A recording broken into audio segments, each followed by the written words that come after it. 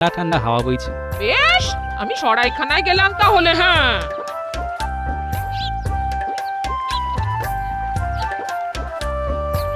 মহাশয়, আপনাকে দেখে মনে হয় আপনি খুব জ্ঞানী ব্যক্তি।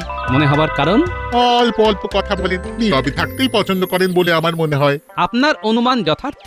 আসলে আমি নীরব থাকতেই বেশি পছন্দ করি। এই আপনি এত বড় ব্যক্তি, আপনাকে বলতে সাহস হয় না, তবু বলি। আহা, আপনি এত কুণ্ঠা করছেন কেন? যা বলার বলে দিন, নিঃসংকোচে বলে দিন। দয়া করে যদি আপনি আমার ঘরে আসেন, তাহলে আমি আপনাকে একটা জিনিস দেখাতে পারি, এবং আমি স্থির নিশ্চিত যে আপনি ওই জিনিসটি দেখলে খুব তৃপ্তি পাবেন। কি এমন জিনিস রে বাবা, যেটা দেখে আমি খুব তৃপ্তি পাবো? না আমাকে নিয়ে যাবার পেছনে অন্য কোনো উদ্দেশ্য আছে? যাকে দেখাই যাক। কি ভাবছেন, আপনাকে আমার বাড়ি নিয়ে যাওয়ার অন্য কোনো উদ্দেশ্য আছে কিনা? ও বাবা, এই যে দেখি মনের কথা একদম গড়গড় করে বলে দিচ্ছে। হ্যাঁ, ভাবছেন তো আমি মনের কথা গড়গড় করে কিভাবে বলতে পারি? না আর কিছু ভাববো না। আমি যা ভাবছি সেটাই তো আপনি বলে দিচ্ছেন। আমি ভেবে কেন কষ্ট করি? আপনিও পারবেন। চলুন চলুন, আমার বাড়িতে চলুন, আপনাকে আমি বুঝিয়ে বলবো। আচ্ছা, আপনার বাড়ি গেলে আমাকে কি বোঝাবেন সেটা আমাকে এখনই একটু বুঝিয়ে বলুন দেখি। এই যে আমার বিদ্যের বোঝা, সেই বোঝাটিকে নামাতে চাই। বিদ্যাকে বোঝা বলছেন? এটা কি ঠিক? বর্তমানে ওটি আমার কাছে বোঝাই হয়ে উঠেছে। আমি উপযুক্ত পাত্রের হাতে সমর্পণ করে তবে আর আর আর আর আমার চোখে আপনিই সেই উপযুক্ত। কিন্তু একটি ভালো বিদ্যার হাত থেকে মুক্ত হতে চান কেন? আসল কথাটা যদি বলে ফেলি, তাহলে উনি আমার এই বোঝা নিতে রাজি হবেন না। হ্যাঁ মহাশয়, মহাশয়, আমার সংসার আদি নেই, একা মানুষ। মনের ইচ্ছে শেষ বয়সে উত্তরে হিমালয়ে গিয়ে তপস্যা করি। তাই অথচ অথচ করুণ নির্দেশ তো উপযুক্ত পাত্রের হাতে বিদ্যা সমর্পণ করে তবেই যেতে পারবো। তা আমাকে কি করতে হবে? কিচ্ছু করতে হবে না, শুধু আমার বাড়িতে যেতে হবে। সেখানে গিয়ে দেখবেন এই বিদ্যা আপনাকে আমি অর্পণ করবো। চল চল চল চলুন।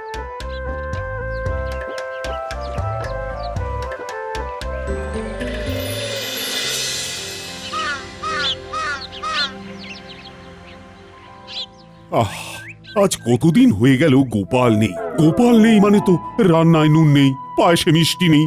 মহারাজের আদিক্ষেতা দেখে আর বাঁচি না। গোপাল ছাড়া আর যেন কেউ নেই, খালি গোপাল আর গোপাল আর গোপাল।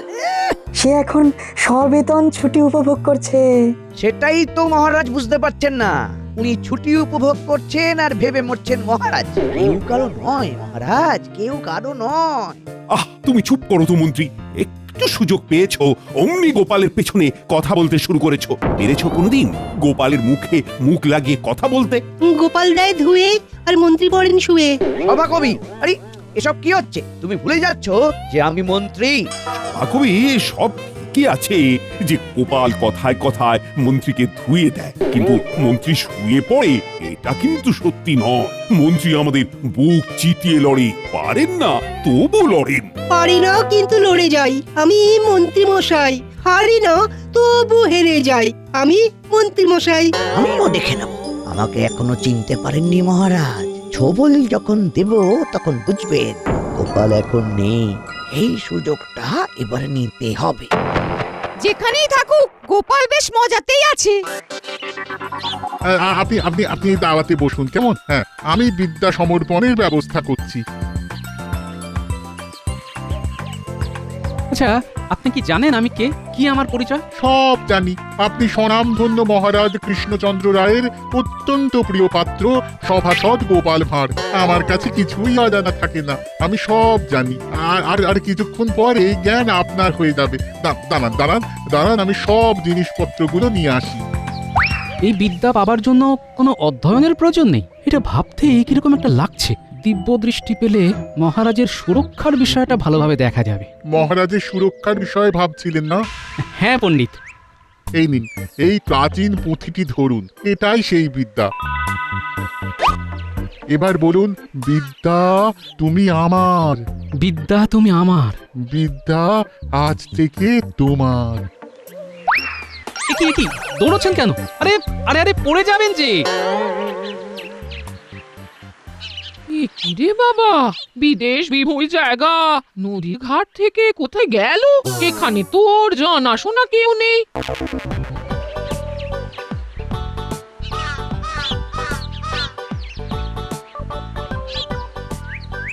গো এত দেরি হলো? তুমি আসছো না দেখে আমি নদীর ধারে গিয়েছিলাম, সেখানে গিয়েও তুমি ছিলে না, বলে গেছিলে কোথায়?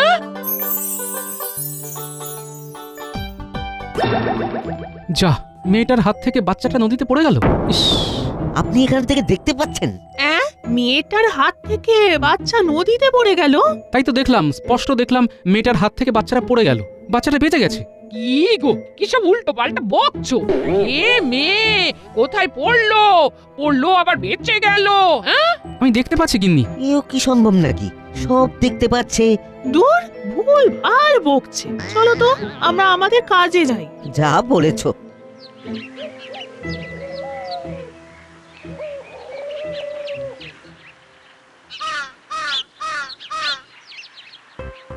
এটাকে বলে বাঁচা। রাখেন হরি তোমার একে। হাত থেকে বাচ্চাটা পড়ে গেল কিন্তু কিচ্ছু হলো না, দেখেছো? কোথায় হয়েছে? নদীতে। বাচ্চাটা হাত থেকে পড়ে গেল জলে। আমরা তো চিৎকার করে উঠেছিলাম, গেল গেল। তারপর কি হলো? মেয়েটার কি হলো? মেয়েটা ভালো আছে তো? হ্যাঁ হ্যাঁ হ্যাঁ, বেশ ভালো আছে। চাপ বাবা, ওদের আবার কি হলো? দুজনে দৌড়ে কোথায় যাচ্ছে? চলো তো দেখি।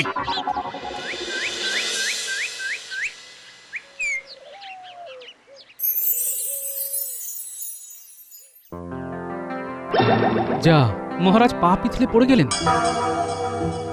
গিন্নি, গিন্নি, এবার আমাদের যেতে হবে, মহারাজ খুব বিপদে রয়েছেন। সেই তখন থেকে কি সব বলে চেঁচিয়ে উঠছো? হ্যাঁ গো, তোমার মাথা ঠিক আছে তো? আমরা আজই রওনা দেবো গিন্নি, আমাদের চলে যেতে হবে, মহারাজের বিপদ।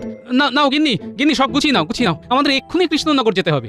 আপনাদেরও যেতে দেব না ঠাকুর, কৃষ্ণনগর যেতে হবে না। আপনারা দুজন আমাদের এই হৃদয়নগরে আজীবন থেকে যান। হে ঠাকুর, আমার ভবিষ্যতে কি আছে একটু বলে দিন না, সময় একদম খারাপ চলছে। এই, এসব কি বলছো গো? তুমি আবার কবে থেকে ত্রিকালজ্ঞ হলে গো? মা, এ আমার কি সর্বনাশ হলো গো? আরে গিন্নি, করো কি? তো কেন? তোমাকে বললাম না, জিনিসপত্র বাঁধা চাঁদা করো, আমাদের ফিরতে হবে। ফিরতে হবে বললেই ফেরা যায়? সে আপনি যান, ঠাকুরকে আমরা আমাদের হৃদয়নগরে রেখে দেব। রেখে দেবো বললেই হলো? আমার স্বামীকে তোমরা রেখে দেবার কে? আমরা তো বাবার ভক্ত, বাবা কি ভক্তদের ডাকে সাড়া দেবে না? ও বাবা, তোমার দিনহীন ভক্তদের তুমি ছেড়ে চলে যাবে? আরে এসব কি হচ্ছে? কি হলো? আপনি ওই রকম দৌড়ে এলেন কেন? এ বাবা যে সে বাবা নয়, একদম ত্রিকালজ্ঞ, মানুষের ভূত ভবিষ্যৎ সব বলে দিচ্ছেন। আরে একটু আগে নদীতে বাচ্চা পড়ে যাওয়ার ঘটনা উনি দেখতে পেয়েছিলেন। আপনার মেয়ের বিয়ে এই মাসেই হবে, বাড়ি যান, পাত্র দেখতে আসছে। সত্যি? বাবা আমার কি হবে বাবা? একটু ভালো করে দেখে একটু বলে দিন বাবা। আবার যখন দেখতে পাবো তখন বলবো, এখন আমাকে যেতে দাও দেখি। কোথায় যাবে বাবা?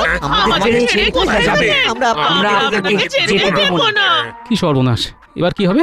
না, কিছু একটা ব্যবস্থা করতেই হবে।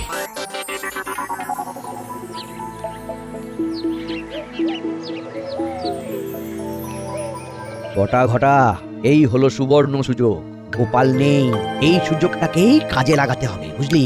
কি করবেন কিছু ভেবেছেন? না, সেটা ভাবতেই তো তোদের কাছে এসেছি। একসাথে ভাবতে হবে, একসাথে। কি করতে হবে মানে? ওই কি ভাবতে হবে সেটা তো বলুন। মহারাজকে একটা শিক্ষা দিতে হবে, এমন শিক্ষা দেব যে গোপাল গোপাল করা ভুলে যাবেন।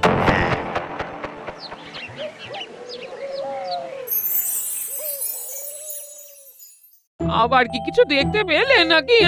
মহারাজের খুব বিপদ গিন্নি, আমি দেখতে পেলাম মন্ত্রী মশাই বটাঘটার কাছে গেছেন ষড়যন্ত্র করতে। না, এবার আমাকে যেতে হবে গিন্নি। যাবে তো বলছো, কিন্তু যাবে কি করে? লোকজন তো সব ঘিরে আছে, দরজা খুলে দেখো না, সবাই কিরকম তোমাকে পাহারা দিচ্ছে। হ্যাঁ, দেখি একবার।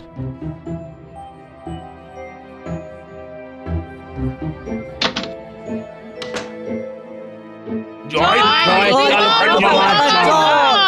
বাবা সকালে বলেছিলেন মেয়েকে দেখতে আসবে, এসেছিল, ভালো পাত্র, বিয়ে ঠিক হয়ে গেছে। জয় ত্রিকালজ্ঞ বাবা, জয় জয় ত্রিকালজ্ঞ বাবা, জয়। আচ্ছা, সবার সব কথা বলবো, কিন্তু আমাকে একটু একা থাকতে দিতে হবে। নির্জনে ভাবলে মাথাটা খোলতাই হবে। তোমাদের কথা আরো বেশি বেশি ভাবতে পারবো। আমার কথাটাও ভাবেন বাবা, আমিও আপনার একটা সন্তান। আচ্ছা আচ্ছা, সবার কথাই ভাববো, আমাকে ভাববার সময় আর অবকাশ দিতে হবে তো, আমাকে একা থাকতে দিতে হবে। ঠিক আছে, আমরা কিছু সময়ের জন্য আপনাকে একা ছেড়ে দিলাম। এই এই চলো চলো চলো, সবাই চলো, বাবাকে একটু একা থাকতে দাও। গিন্নি, তোমার সব বাঁধা ছাড়া হয়েছে? ও হ্যাঁ, সব তৈরি আছে সব। চলো চলো চলো, সব নিয়ে এবার ভাগি, আর দেরি করলে বিপদ গিন্নি। এখন ভালোই ভালোই বেরিয়ে পড়লে কাল সকাল সকাল পৌঁছে যাব। হ্যাঁ চলো।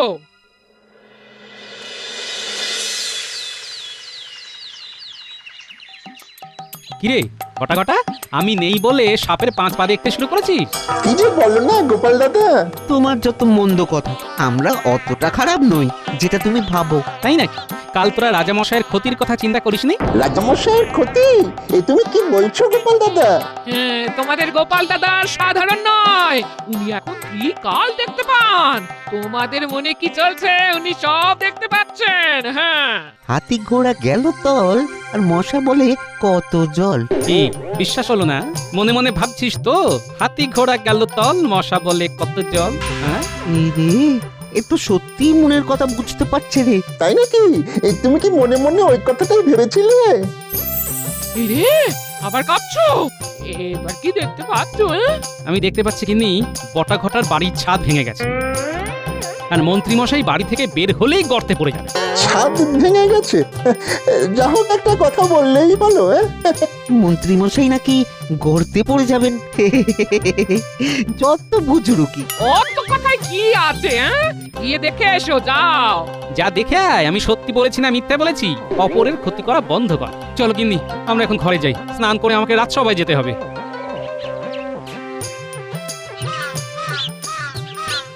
ঘটা, গোপাল দাদার কথাগুলো যেন কেমন কেমন না? গোপাল দাদা সত্যি ত্রিকালজ্ঞ হয়ে গেছে নাকি রে? ওই লাগলে তুক আর না লাগলে তাক। এই চল বাড়ি যাই, দেখি আমাদের বাড়ির ছাদ সত্যি ভেঙেছে না আস্ত আছে। চল।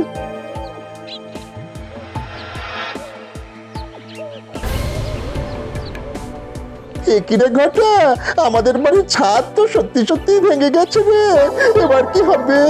তার মানে গোপাল দাদা সত্যি ভবিষ্যৎ দেখতে পাচ্ছে। চল মন্ত্রী মশাইকে দেখে আসি। আমাদের ছাদটা সারাবো কি করে? চল মন্ত্রী মশাইয়ের থেকে ছাদ সারানোর অর্থ নেব। কি করে? গোপাল দাদার ভবিষ্যৎবাণী বলে সাবধান করব, তার বদলে অর্থ নেব। বাবা বাবা বাবা, তোর মাথায় খুব ভালো বুদ্ধি আসে। চল চল।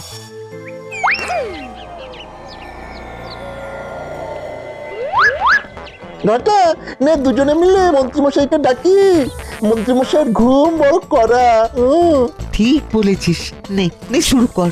মন্ত্রী মশাই, ও মন্ত্রী মশাই।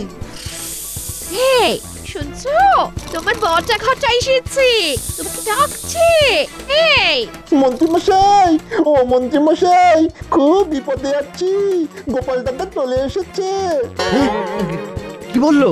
গোপাল ফিরে এসেছে এত তাড়াতাড়ি? ডাকো ডাকো ডাকো ডাকো, ওদের ডাকো। না না না, থাক থাক, আমি যাচ্ছি ডাকতে। এই কি বলছিস? গোপাল এসে গেছে? এই এত তাড়াতাড়ি তো আসার কথা ছিল না। শুধু আসেননি, দিব্য বৃষ্টি নিয়ে এসেছে। সে আবার কি? গোপাল সব দেখতে পাচ্ছে, আমাদের দেখে সব বলে দিল। বললো ছাদ ভেঙে যাবে, গিয়ে দেখলাম ছাদ ভেঙে গেছে। আমরা বাড়ি সারাবার জন্য কিছু অনুদান চাইতে এসেছি। আরেকটা কথা না বললেই নয়, গোপাল দাদা আপনার সম্পর্কেও একটা ভবিষ্যৎবাণী করেছে। কি বলেছে? বলেছে আপনি ঘর থেকে বেরোলেই গর্তে পড়ে যাবেন। যত ভুলভাল চিন্তা। গোপাল চালাকি করছে। গোপালের মাথায় কুবুদ্ধির একটা আস্ত কারখানা আছে, সেটা জানো না? আমাদের মনের কথা বলে দিচ্ছে যে। ওটাও চালাকি, ও ভীষণ চালু। শোন, ও সব সময় আমাদের সন্দেহ করে, সেই জন্য ও ওই কথাগুলো অত সহজে বলতে পেরেছে। কেন? আরে আমরা শয়নে স্বপ্নে নিদ্রায় জাগরণে সবসময় কিভাবে গোপালের ক্ষতি করা যায়, মহারাজের ক্ষতি করা যায়, তাই আন্দাজে ঢিল মেরেছে, আর তোরা অমনি উগড়ে দিয়েছিস। আর ছাদ ভাঙার ব্যাপারটা? ওটাও একটা ঘটে গেছে। তোদের কতদিন বলেছি যে আম গাছের ওই শুকনো ডালটা কেটে দে, তোরা শুনিসনি।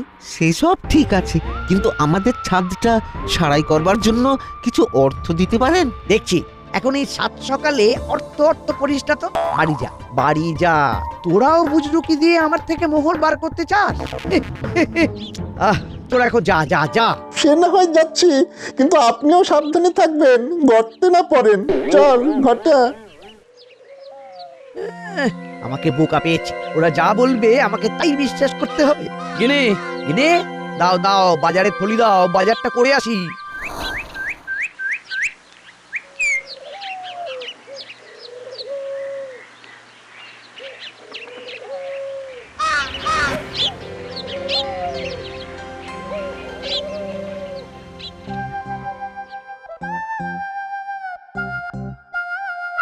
আরে কি আশ্চর্য, গোপাল যে কি গো হঠাৎ। কি বলবো মহারাজ, তীর্থে গিয়ে ওই কৃষ্ণনগর পিছু ছাড়ে না। সব সময় আপনাদের কথা মনে পড়ে। হঠাৎ দেখতে পেলাম আপনার বিপদ। হ্যাঁ, আমার বিপদ তুমি দেখতে পেলে? হ্যাঁ মহারাজ, দিব্য দৃষ্টিতে দেখতে পেলাম যে মন্ত্রীমশাই বটা ঘটাকে নিয়ে আপনার বিরুদ্ধে ষড়যন্ত্র করছে। তুমি দিব্য দৃষ্টি পেয়েছো? পেয়েছি মানে তার জ্বালা আমি হাড়ে হাড়ে বুঝছি। তা তুমি এখন কি দেখতে পাচ্ছ গোপাল, সেটা আগে বলো। মহারাজ, মন্ত্রীমশাই গর্তে পড়ে গেছেন আর রাজজ্যোতিষীর ঘরে কুটুম এসেছে। তুমি দেখতে পেলে যে আমার ঘরে কুটুম এসেছে আর মন্ত্রী মশাই গর্তে পড়েছেন? আগে হ্যাঁ রাজজ্যোতিষী। বললেই হলো, আমি এত পড়াশোনা করে দিব্য দৃষ্টি পেলাম না, আর তুমি না পড়েই সব পেয়ে গেলে। মহারাজ, মহারাজ, মন্ত্রীমশাই গর্তে পড়ে পাপ ভেঙেছেন। সে কি, কখন হলো? আমার সামনে। আমি যথারীতি টহল দিচ্ছিলাম, মন্ত্রীমশাই বাজারে থলি হাতে বাজারে যাচ্ছিলেন, হঠাৎ দুম করে গর্তে পড়ে গেলেন। কিরে বানর সেনার দল, তোরা কেন এলি সেটা বল দেখি। রাজ জ্যোতিষীকে ডাকতে। জ্যোতিষী দাদু, দিদিমা আমাদের ডেকে বললেন যে বাড়িতে আপনার ছোট ভাই এসেছে, আপনাকে এক্ষুনি যেতে হবে। তাই তো আমরা দৌড়ে দৌড়ে খবর দিতে এলাম। ওরে বাবা, এই যে দেখি জলে ভাসে শিলা, ত্রিকালজ্ঞ গোপালের এক নতুন লীলা। গোপাল, এ আমি কি দেখছি? তুমি ত্রিকালজ্ঞ হয়ে গেছো, তুমি ভূত ভবিষ্যৎ দেখতে পাচ্ছ। এবার বলো তো, আমার রাজ্যের প্রজারা কেমন থাকবে? আগামী 10 বছর কোনো কষ্ট নেই। 10 বছর? মহারাজ, সুখের পর যেমন দুঃখ আসে, তেমনি দুঃখের পর সুখ। সুখ দুঃখ তো চাকার মতো ঘোরে মহারাজ। গোপাল, এই বিদ্যা তুমি পেলে কি করে? চলো, মন্ত্রীমশাইয়ের বাড়ি যেতে যেতে সব বলছি। চলো। এই বিদ্যা আমাকে পেতেই হবে, যেভাবেই হোক। রাজজ্যোতিষী, এই বিদ্যার বোঝা সামলানো চারটি কথা নয়, বুঝলেন? আপনি যদি চান আমি আপনাকে দান করে মুক্ত হব, কারো ভবিষ্যৎ দেখে আমার লাভ নেই। ওরে বাবা, তুমি তো আমার মনও পড়তে পারছো। সব ঠিক আছে রাজজ্যোতিষী, কিন্তু একটা কথা মনে রাখবেন। কি কথা? এই বিদ্যা সার কথা, লোভে পাপ, পাপে তাপ, বাপরে বাপ, মাথায় সাপ। কি যা তা বলছো? সেটা ভবিষ্যৎই বলবে। আগে চলুন মন্ত্রীমশাইকে দেখে আসি, তারপর আপনার হাতে আমার এই বিদ্যের বোঝা সমর্পণ করব।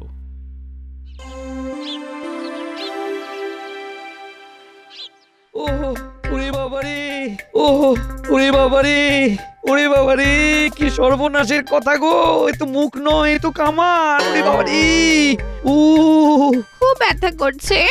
আমি ভালো করে তেল হলুদ মাখিয়ে দিচ্ছি, ব্যথা কমে যাবে। আপনাকে তো বললাম গোপাল দাদা অলৌকিক ক্ষমতার অধিকারী। হ্যাঁ, আমিও বলেছিলাম, কিন্তু তুমি বিশ্বাস করোনি। আর কোনো অন্যায় করা যাবে না, গোপাল দাদা সব বুঝে যাবে। এটা আমাকে পেতেই হবে। এটা আমার কাছে এলেই আমি সর্বশক্তিমান হয়ে যাব। না, এই বিদ্যা রাজ জ্যোতিষীকে দেওয়া যাবে না। তিনি এই বিদ্যার অপপ্রয়োগ করবেন। মহারাজ, গল্পে গল্পে মন্ত্রীমশাইয়ের বাড়ি চলে এলাম। তুমি মহারাজের ক্ষতি চাও, তাই ভগবান তোমাকে এই শাস্তি দিয়েছেন। কি হে মন্ত্রী, হ্যাঁ? আমার সর্বনাশ করতে গিয়ে শেষে নিজেই গর্তে পড়লি। আমার খুব ভুল হয়ে গেছে মহারাজ। ভুল যখন হয়েছে তখন প্রায়শ্চিত্ত করো। আমার খাবে, আমার পড়বে, আবার আমার বুকের উপরে উঠে বসে কিল মারবে, এটা তো হবে না মন্ত্রী। মহারাজ, মহারাজ, আমি আপনাকে কথা দিচ্ছি, মন্ত্রীকে সুপথে আমি ফেরাবো। সেটা কি সম্ভব হবে গিন্নিমা? এটা কি ভবিষ্যৎ দেখে বললে গোপাল? যার 9 হয় না তার 90তেও হবে না, এটা বলতে ত্রিকালজ্ঞ হতে হয় না। তাহলে এবার এই বিদ্যাটা আমাকে দান করার ব্যবস্থা করো। রাজজ্যোতিষী, আমি কোনো নির্লোভ ব্যক্তির হাতে এই বিদ্যা দেব। আপনাকে দেব না, কারণ আপনার মনে লোভ। আপনি কৃষ্ণনগরের ক্ষতি করবেন, এটা আমি দেখতে পাচ্ছি। তাই যতক্ষণ না আমি নির্লোভ কোনো লোক পাবো, এই বিদ্যা আমি আমার কাছেই রেখে দেব। খুব ভালো প্রস্তাব, এটা এখন তোমার কাছেই রেখো। মহারাজ, আমাকেও আপনি আপনার কাছেই রাখুন মহারাজ। সেটা ভেবে দেখবো। আপাতত রাজবৈদ্য মন্ত্রী চিকিৎসা শুরু করো।